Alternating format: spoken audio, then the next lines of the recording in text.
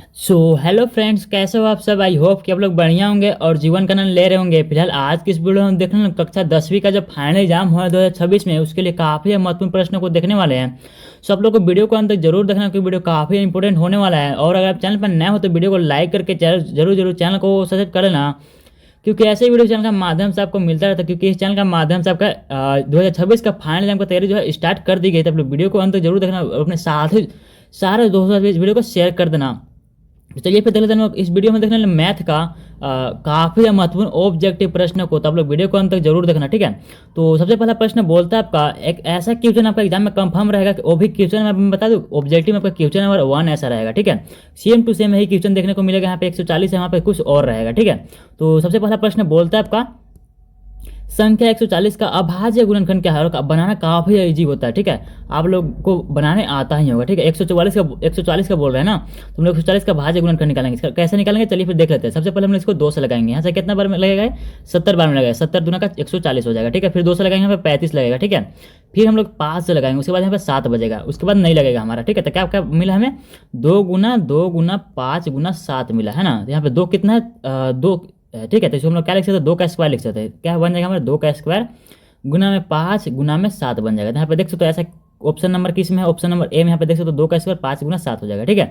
तो option number A इसका right answer हो जाएगा। तो आगे हम क्वेश्चन नंबर 2 को देख रहे थे। क्वेश्चन नंबर 2 बोलता है आपका बहुपद बहुपद यहाँ पे दिया गया है पी एक्स बराबर दिया गया है एक्स स्क्वायर माइनस 3 के शून्य क्या है। इसका क्या करना है, शून्य का निकालना था। ऐसे हम लोगों ने पिछले वीडियो में भी देखा था। तो ऐसे हम लोग कैसे बनाएंगे चलिए फिर देख लेते हैं। इसको हम लोग कैसे लिख सकते हैं, एक्स स्क्वायर दिया गया हमारा, एक्स स्क्वायर माइनस में 3 दिया गया। इसको हम लोग क्या लिख सकते हैं, -3 को अंडर रूट 3 का स्क्वायर लिख सकते हैं। क्योंकि अंडर रूट 3 का जब स्क्वायर होता है, अंडर रूट का स्क्वायर होता है, आपका जो अंदर संख्या वही बचता है। तो हम लोग अंडर रूट 3 का स्क्वायर करेंगे तो 3 ही बचेगा, है ना। तो इसको हम लोग क्या करेंगे, आप लोग लिखते हैं आगे। यहाँ पे क्या बन गया हमारा, एक फार्मूला बन गया ए स्क्वायर माइनस बी स्क्वायर। इसका फार्मूला क्या होता है हमारा, ए प्लस बी इंटू में ए माइनस बी होता है। तो इस फार्मूला पर हम लोग रखेंगे। इसको कैसे लिखेंगे, सबसे पहले हम लिखेंगे एक्स माइनस रूट 3 लिखेंगे, रूट 3। उसके बाद दूसरा हमारा बनेगा एक्स प्लस रूट 3 बनेगा, एक्स प्लस रूट 3 बनेगा, ठीक है। तो यहाँ पे क्या करो, दोनों में बीच में लाइन दे दो, ठीक है। यहाँ पे क्या करो, एक्स से वैल्यू निकालो। एक्स बराबर क्या निकलेगा, यहाँ पे माइनस में 3 है, उधर जाके क्या हो जाएगा, प्लस में 3 हो जाएगा, प्लस में रूट 3 हो जाएगा, यानी कि रूट 3 हो गया। पहला एक्स मान क्या आ गया हमारा, रूट 3 आ गया, ठीक है। तो ऑप्शन नंबर ए में देखो तो रूट 3 दिया गया, तो वहाँ पे दूसरा एक्स का मान निकालते हैं। एक्स बराबर क्या हो गया हमारा, माइनस में है इधर रूट 3 है, दूसरा क्या हो जाएगा, सॉरी प्लस में इधर है तो जाके क्या हो जाएगा, माइनस में हो जाएगा रूट 3। तो पहला आ गया रूट 3, दूसरा आ गया माइनस में रूट 3। तो ऑप्शन नंबर ए इसका राइट आंसर हो जाएगा, ठीक है। तो आगे हम क्वेश्चन नंबर 3 को देख लेते हैं। क्वेश्चन नंबर 3 बोलता है आपका, क्वेश्चन नंबर 3 बोलता है आपका समीकरण युग में दिया गया है 2x प्लस 3y बराबर में 5 और 4x प्लस 6y बराबर में 10 का हल कैसा होगा। इसका हल बताना है कैसा होगा, ठीक है। अगर आपके पास समीकरण युग में दे दिया जाए, यानी कि 2 समीकरण दे दिया जाए, अगर आपसे पूछा जाए कि इसका हल कैसा होगा, तो कैसे बनाएंगे इस चीज़ को। सबसे पहले हम लोग ए बटा बी सॉरी A1 बटा A2 लिखेंगे, बराबर में लिखेंगे B1 बटा B2, बराबर में लिखेंगे C1 बटा C2। तो यहाँ पे A1 क्या हो जाएगा, B1 क्या हो जाएगा, C1 क्या होगा, A2 क्या हो जाएगा, B2 क्या हो जाएगा, C2 क्या हो जाएगा। चलिए फिर जानते हैं।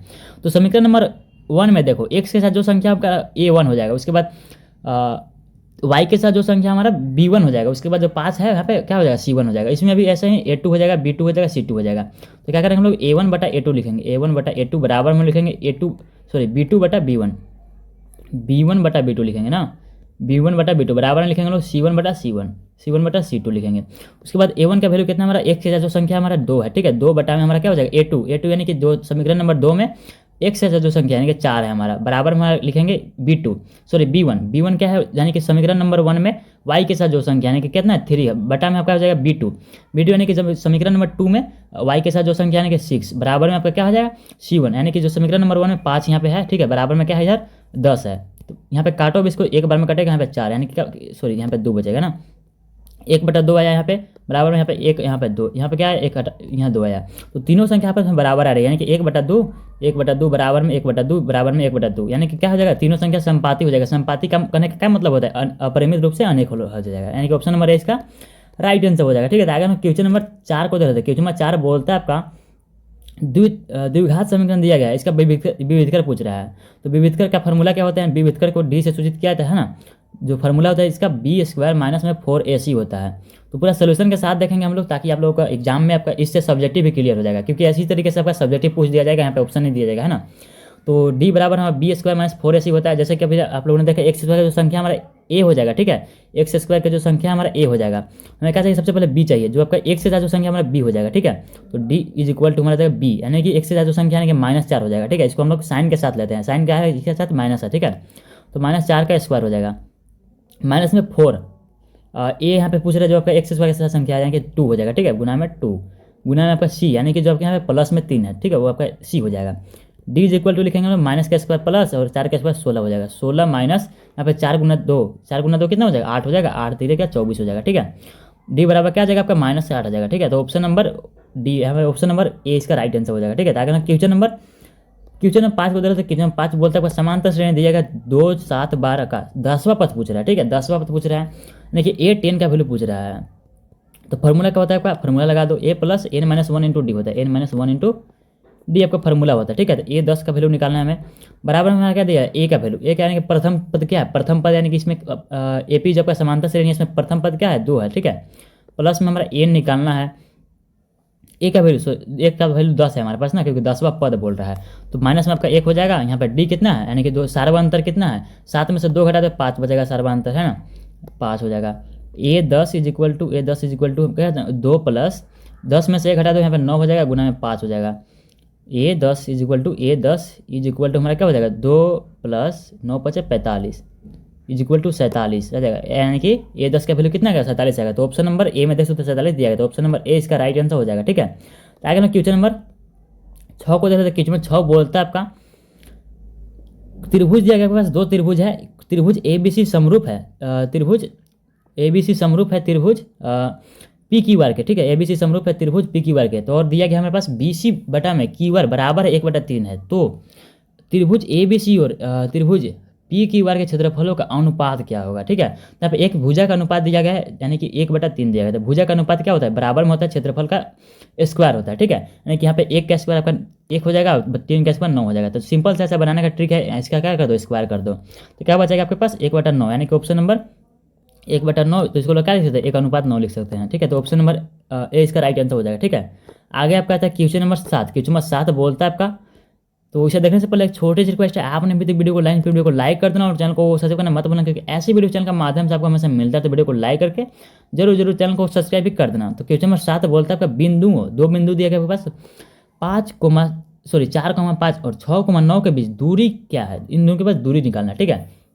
दूरी कैसे निकालेंगे हम लोग, x2 माइनस x1 प्लस में आपका y2 माइनस y1 का होल स्क्वायर। ऐसे ही हम लोग इसी फार्मूला से निकालते हैं, ठीक है। फार्मूला क्या होता है हमारे पास, फार्मूला जो होता है हमारा रूट के अंदर हो जाएगा हमारा x2 माइनस x1 का होल स्क्वायर प्लस में हमारा y2 माइनस y1 का स्क्वायर, y2 माइनस y1 का होल स्क्वायर हो जाएगा, ठीक है। तो सबसे बड़ी बात है कि हमारे पास x नहीं है y नहीं है, तो हमारे पास x क्या हो जाएगा, x1 क्या हो जाएगा, y1 क्या हो जाएगा, x2 क्या हो जाएगा, y2 क्या हो जाएगा, इसको हम लोग सबसे पहले निकालेंगे, ठीक है। तो सबसे पहला वाला में देखो, सबसे पहला वाला में जब संख्या है 4 और 5, 4 हो जाएगा हमारा x1 और 5 हो जाएगा हमारा y1, ठीक है। तो x2 की जगह पर क्या आ जाएगा हमारा, जो दूसरी जो संख्या है 6,9, इसमें आपका जो पहला संख्या है 6 वो आपका क्या हो जाएगा x2 हो जाएगा, क्योंकि पहला संख्या क्या होता है x होता है। तो हमारा इसको हम लोग x2 मान लिए, इसको हम लोग x1 मान लिए, इसको हम लोग x2 मान लिए। यहाँ पे 5 हो जाएगा y1 और 9 हो जाएगा आपका y2 हो जाएगा, ठीक है। तो x2 की जगह पर क्या लिखेंगे हम लोग 6 लिखेंगे, 6 माइनस x1 का वैल्यू, x1 यानी कि 4 हो जाएगा हमारा, इसका स्क्वायर प्लस में आपका y2 यानी कि जो आपका दूसरा जो संख्या 6,9, इसमें आपका जो दूसरा संख्या है यानी कि 9 माइनस आपका -5 हो जाएगा, ठीक है। 5 का स्क्वायर हो जाएगा, रूट अंडर है ना। यहाँ पे लिखेंगे हम लोग रूट 6 में से 4 जाएगा आपके पास 2 बचेगा, 2 का स्क्वायर प्लस में आपका 9 में से 5 जाएगा आपके पास 4 बचेगा, 4 का स्क्वायर। तो 2 का स्क्वायर 4 और 4 का स्क्वायर 16, 4 और 16 20 हो जाएगा, है ना। क्या हो जाएगा हम लोग 20 लिखेंगे, 4 और 16, 4 प्लस 16 का रूट, यहाँ पे क्या हो जाएगा 20 बचेगा हमारा। यहाँ पे रूट 20 डायरेक्ट भी आंसर दिएगा, ऑप्शन नंबर डी भी आप लोग सही कर सकते हैं। या फिर करना चाहो इसको तो क्या कर सकते हो, 20 का आप लोग रूट निकालो। 20 का रूट कैसे निकालोगे, यहाँ पे 20 लिखो, उसके बाद फिर इसका रूट निकालो, 2 से लगाओ, इसको क्या बचेगा 10 बचेगा, फिर 2 से लगाओ, यहाँ पे क्या बचेगा 5 बचेगा। यहाँ पे क्या निकाला हमारा 2 गुना 5 बचा। तो 2 के बदले अंदर रूट के अंदर है सारा चीज़, है ना, रूट के अंदर सारा चीज़ है। फिर अंदर में अगर 2 रूट है, 2 की संख्या 2 है, तो 1 2 हमारा बाहर निकल जाएगा, क्या नहीं बचेगा हमारा 2 रूट 5 बचेगा। ऑप्शन नंबर ए इसका राइट आंसर हो जाएगा, ठीक है। यहाँ पे ऑप्शन नंबर दोनों, यहाँ पे ऑप्शन नहीं होना चाहिए था, अगर दोनों दिया है तो लोग अंदर 20 को भी मार सकते हो, यहाँ पे ए को भी मार सकते हो, दोनों आंसर यहाँ पे क्या हो जाएगा सही हो जाएगा।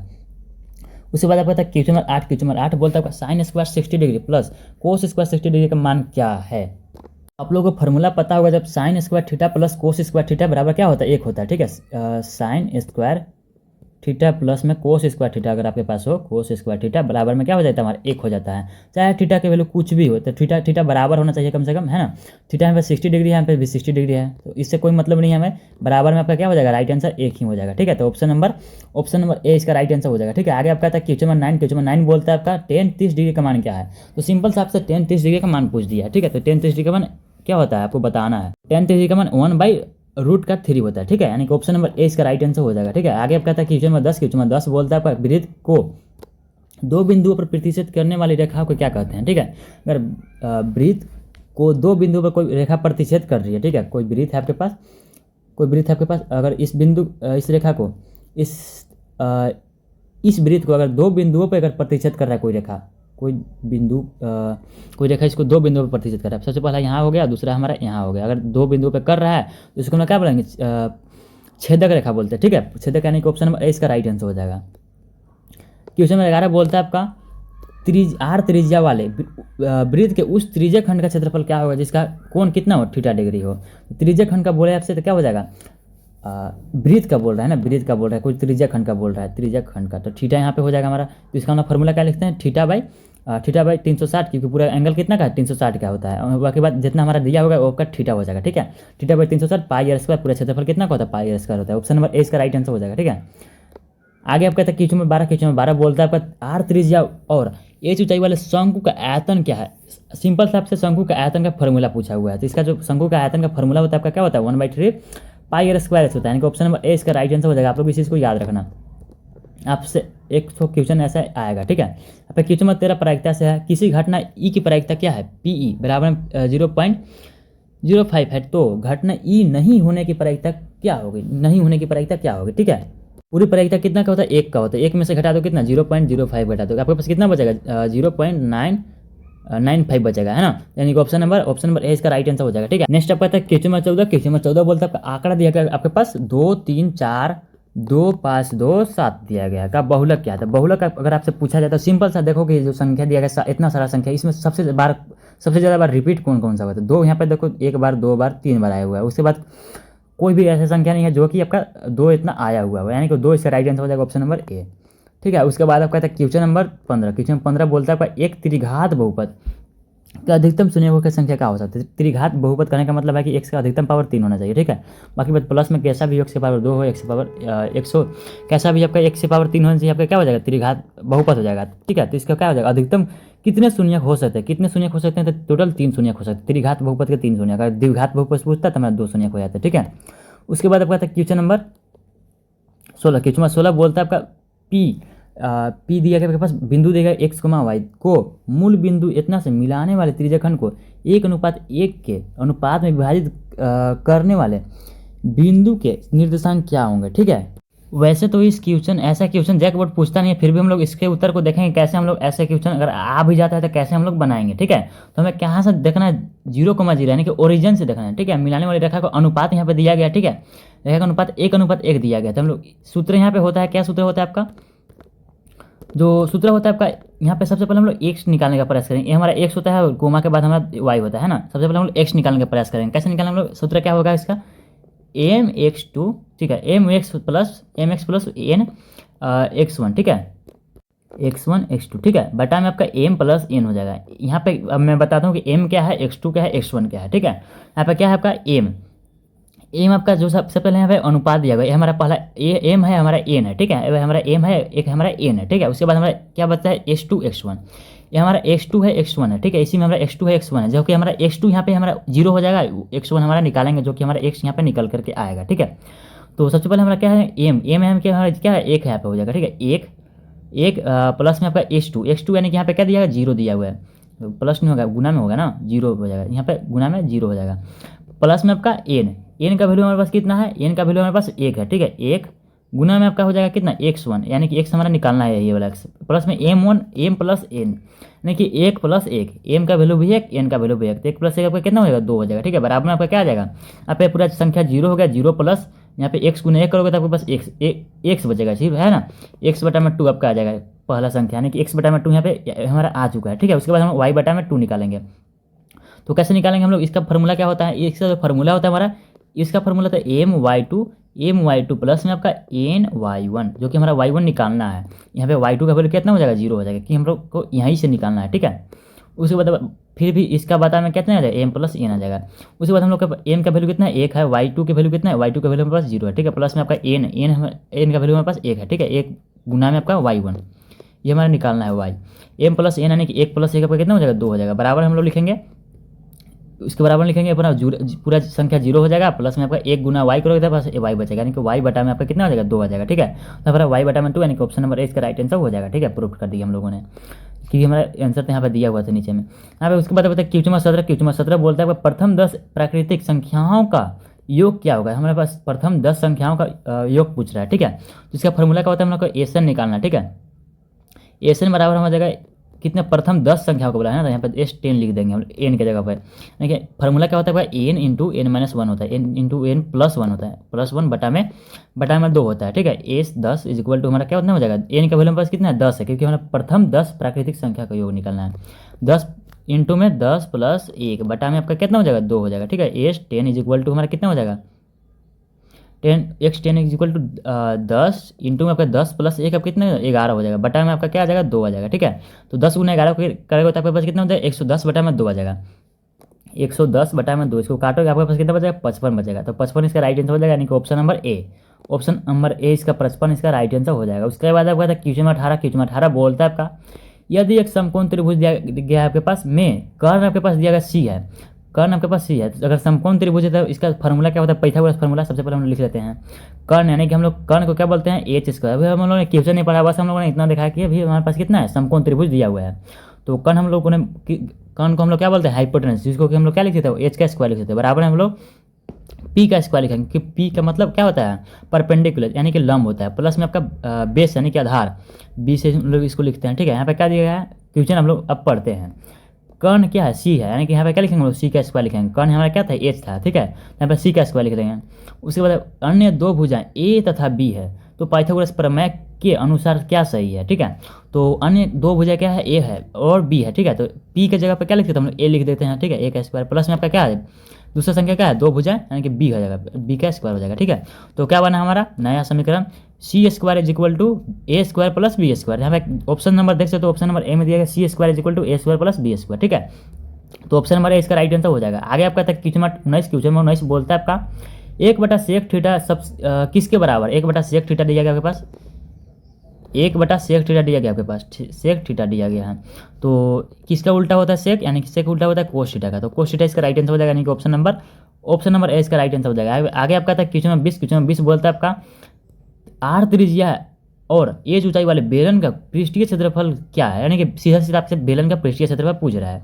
तो बेलन का कुल पृष्ठीय क्षेत्रफल का फॉर्मूला आपसे पूछ रहा है, तो ऑप्शन नंबर ए यानी कि 2 इंटू आर प्लस एस इसका राइट आंसर हो जाएगा। आप लोग इस चीज़ को याद रखना। तो यही था आप लोग का आज के लिए मोस्ट इंपॉर्टेंट क्वेश्चन। तो ऐसे ही एग्जाम का तैयारी जो इस चैनल के माध्यम से आपका शुरुआत कर दी गई थी। आप लोग वीडियो